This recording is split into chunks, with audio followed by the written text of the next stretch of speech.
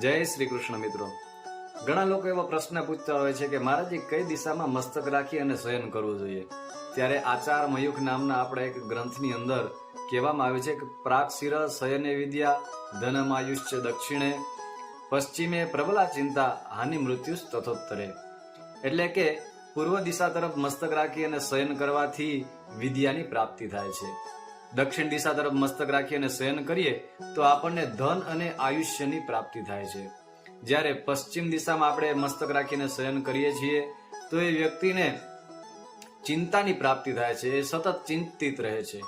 એવી જ રીતના ઉત્તર દિશામાં જ્યારે વ્યક્તિ મસ્તક રાખીને શયન કરે છે તો એને મૃત્યુ એટલે કે આયુષ્યનું છે ક્ષીણ થાય છે. એટલા માટે પશ્ચિમ અને ઉત્તર દિશા તરફ મસ્તક રાખીને શયન ન કરવું જોઈએ. જ્યારે વિદ્યાની પ્રાપ્તિ ઈચ્છતા લોકોએ પૂર્વ દિશા તરફ અને ધન અને